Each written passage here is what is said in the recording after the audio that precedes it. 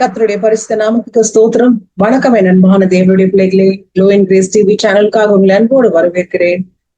கடந்த தினங்களில் அன்பை பத்தி நம்ம பேசிட்டு இருக்கோம் இல்லையா? சோ கடந்த தினங்கள்ல காட்ஸ் அன்கண்டிஷனல் லவ் பத்தி பார்த்தோம். தேவனுடைய நிபந்தனையற்ற அன்பு, and then the greatest love of all, எல்லாவற்றிற்கும் மேலான அன்பு பார்த்தோம். லவ் தட் நெவர் ஃபெயில்ஸ், ஒருபோதும் தோல்வி அடையாத அன்பு பார்த்தோம். சோ இன்னைக்கான தலைப்பு என்னவென்றால் லவ்விங் ஒன் அனதர், ஒருவரை ஒருவர் அன்பு கூறுங்கள். சோ அன்புங்கிறது தான் நம்மளுடைய கிறிஸ்துவ வாழ்க்கையின் பேஸ்மெண்ட். விசுவாசமும் அன்பும் தான் கிறிஸ்துவ வாழ்க்கையோட ஒரு ஃபவுண்டேஷன் இல்லையா?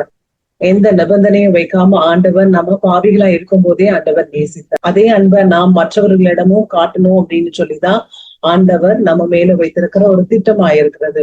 அவருடைய அன்பு, அவருடைய இரக்கம், அவருடைய மன்னிப்பு, அவருடைய பொறுமை, இது எல்லாவற்றையும் மற்றவர்களுக்கு காட்டுறதன் மூலியமாய் அவரை நாம ரிஃப்ளெக்ட் பண்ணணும். அதுதான் கிறிஸ்துவ வாழ்க்கை இல்லையா? சோ பழைய ஏற்பாட்டின் காலத்துல கர்த்தரானவர் மோசேயின் மூலமாய் 10 கற்பனைகளை கொடுக்கிறார். எல்லாருக்கும் 10 கற்பனைகள் தெரியும்னு நினைக்கிறேன். I just recall it. First என்னது, என்னையன்றி உனக்கு வேறு தேவர்கள் உண்டாயிருக்க வேண்டாம், உனக்காக விக்கிரகத்தையும் எந்த சாயலான உருவத்தையும் உண்டாக்காதே, அவைகளை வணங்கவும் நமஸ்கரிக்கவும் கூடாது அப்படின்னு சொல்லியிருக்காரு.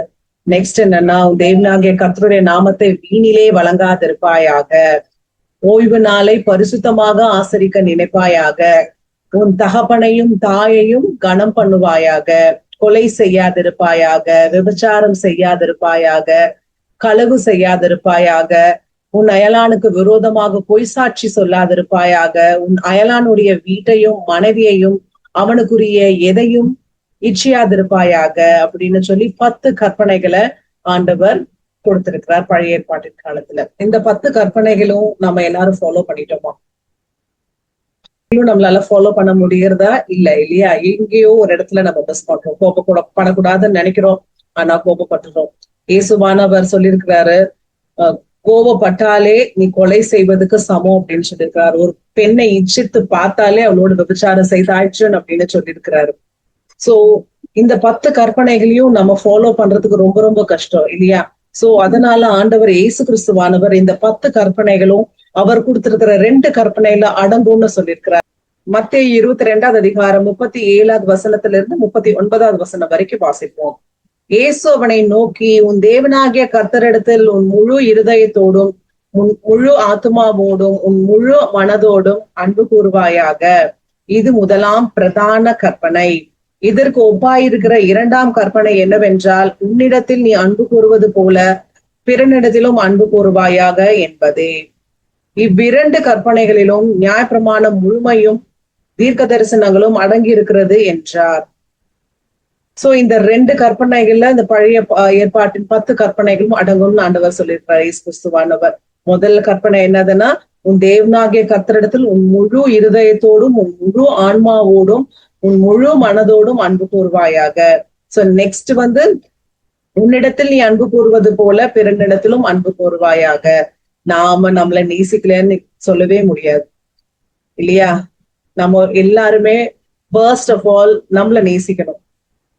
நமக்கு தலைவலி காய்ச்சல் வந்துச்சுன்னா நம்ம டேக் கேர் பண்ணிக்கிறோம் இல்லையா? நமக்கு வலின்னா தாங்க முடியாது, கண்டிப்பா தாங்க முடியாது. சோ நம்ம டேக் கேர் பண்ணிக்கிறோம்.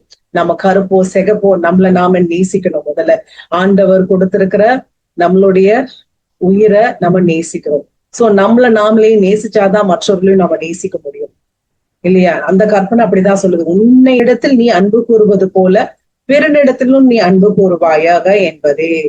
சோ நாம நம்மள நேசிச்சாதான் மற்றவங்களை நாம நேசிக்கவே முடியும். சோ நம்மளையே நாம சமைத்து கொண்டிருந்தோம்னா நம்மள மற்றவங்களை நேசிக்கவே முடியாது.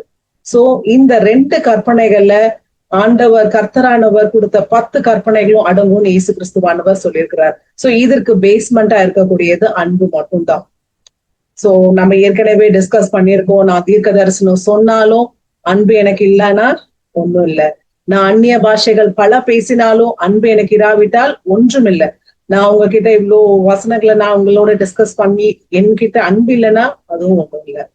நிறைய அநாத ஆசிரமங்களுக்கு நிறைய பேர் உதவி செய்வாங்க, ஐடி ப்ராப்ளத்துக்காக கூட. டாக்ஸ் ப்ராப்ளத்துக்காக கூட செய்வாங்க. அவங்க கிட்ட இல்லைன்னா ஆண்டவருடைய டிசைபிள்னு சொல்லி காட்ட முடியாது. அன்போட ஒரு சிறிய பணத்தை உதவியா நம்ம மற்றவர்களுக்கு செய்தாலுமே அது பெரிய விஷயமா தெரியும் இல்லையா? ஒரு 7 விதவை 2 காசு தான் என்கிட்ட இருக்குன்னு ஆலயத்துல காணிக்கையிடும் போது அந்த காணிக்கை ஆண்டவர் பெரிதா நினைத்தார். சோ அன்போட எதை செய்தாலும் ஆண்டவருடைய சீஷர்களாய் நாம தென்படுவோம்.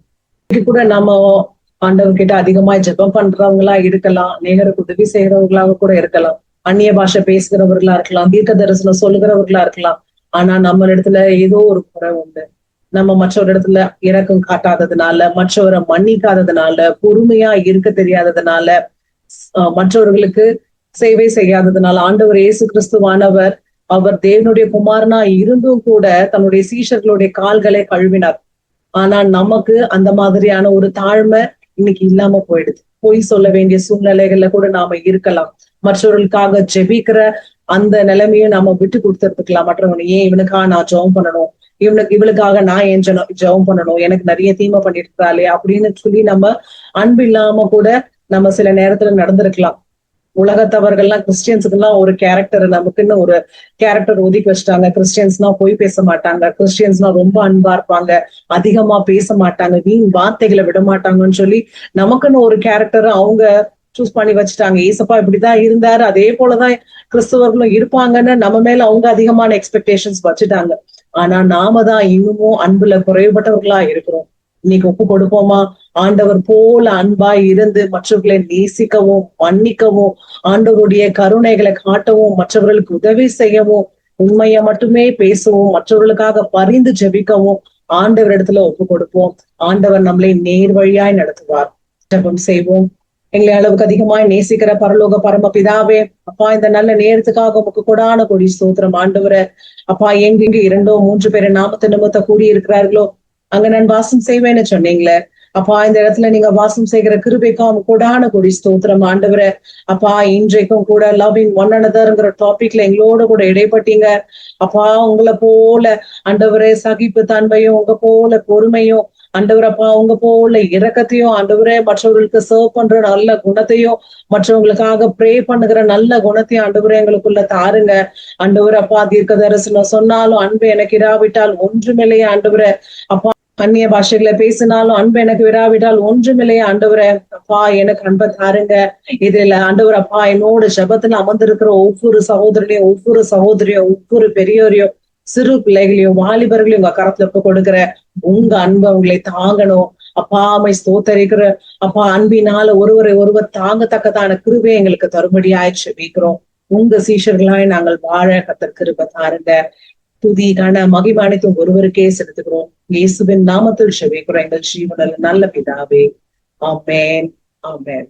God bless you all.